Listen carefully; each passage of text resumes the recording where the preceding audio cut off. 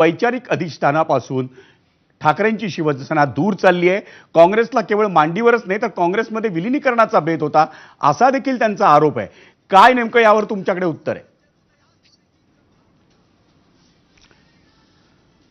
भारतीय जनता पार्टीच्या सगळ्या लोकांना असं वाटतं की हे काँग्रेस बरोबर गेले, काँग्रेस बरोबर गेले, मग तुम्ही का सोडला आम्हाला? आम्ही तुमच्याबरोबर इतके वर्ष होतो की आम्हाला त्रास झाला नाही का? आम्हालाही त्रास दिला तुम्ही। आताही अनेक वेळेस त्या ठिकाणी भारतीय जनता पार्टीबरोबर जे पक्ष गेले ते पक्ष त्या ठिकाणी आता अडचणीत आहेत, ते पण त्यांना त्रास देण्याचं काम सुद्धा सुरू झालं। इव्हन शिंदे सेनेला सुद्धा त्रास होतोय। मग हे सगळं असताना भाजपचा हा गुणधर्म बदलला पाहिजे। भाजपने सुद्धा त्या ठिकाणी आपलं आत्मपरीक्षण केलं पाहिजे की आपल्यापासून जे हिंदुत्ववादी आम्ही होतो त्या हिंदुत्वाला बाजूला करून टाकलं। आम्ही काही काँग्रेसला मांडीवर घेतलेलं नाही आहे, पण एक सगळे आता बदलतं वातावरण त्यामुळे त्या ठिकाणी एकत्र आलो। मला या ठिकाणी हे सांगायचं की आपण फक्त येऊन जाऊन ते फक्त काँग्रेस बरोबर गेले, काँग्रेस बरोबर गेले असं म्हणून चालणार नाही आहे। सध्याची परिस्थिती काय आहे तुम्ही पहा। आज ज्यावेळेस स्वतः हे म्हणतात की मुख्यमंत्री असताना त्या ठिकाणी आमच्या पक्षाच्या लोकांना कमी निधी मिळाला, तसं नाही, आताही आमच्या पक्षाच्या लोकांना कमी मिळतोय। म्हणजे आमच्या महाविकास आघाडीच्या लोकांना कमी मिळतो म्हणून महाविकास आघाडीचे काही जण कोर्टात पण गेले होते, पण तो प्रत्यक्षात त्या ठिकाणी सरकारचं काम आहे, ते सरकार करेल तसं। मग त्यावेळेस तुम्ही काही म्हणत नाही का?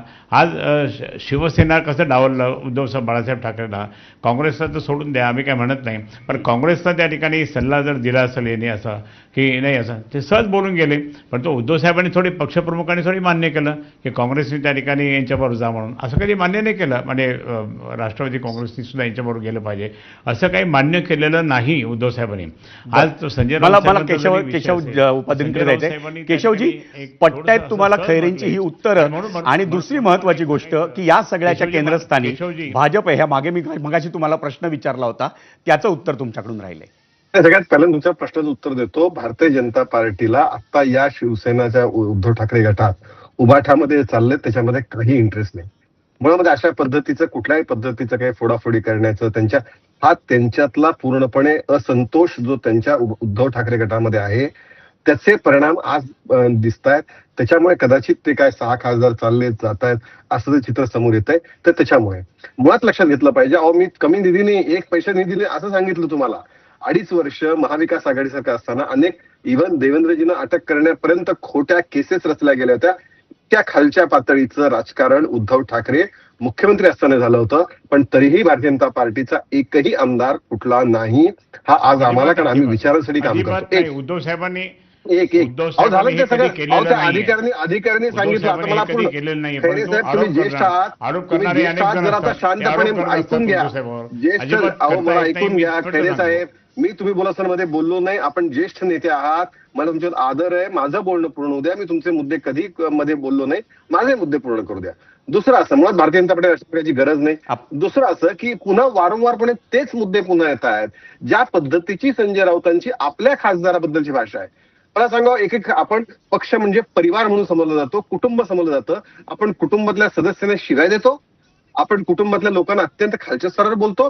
रागाबद्दल आक्षेप असण्याचं कारण नाही, पण जर ज्या पद्धतीची वागणूक नेत्यांपासून सगळ्या लोकांपर्यंत जर खासदारांसारख्या नेत्याला जो 25-30 लाखाचं प्रतिनिधित्व करतो त्याला कसं बरं वाटेल त्याच्यामध्ये, आणि त्यातून जर त्यांनी काही वेगळे निर्णय झाला तर तुम्ही भाजपला दोष कसा देता? माझा मगाचाच प्रश्न असा होता की 4 वर्षापूर्वी एकदा मोठा ऍक्सिडेंट झाला, साधा प्रश्न होता, आपल्या कार्यपद्धतीमध्ये असे कोणते दोष आहेत हे उद्धव ठाकरेंना कळलंच नाही का आजपर्यंत, की वारंवार हे घडतंय? बरं, ही पहिली गोष्ट होती का? ह्याच्यावर राज ठाकरे कुणामुळे सोडून गेले, राणे कुणामुळे सोडून गेले, त्याच्यानंतर जी काही नंतर लोक बाहेर पडली शिवसेनेतनं ती कुणामुळे सोडून गेली? केशवजी, आपल्याकडे वेळ खूप कमी आहे।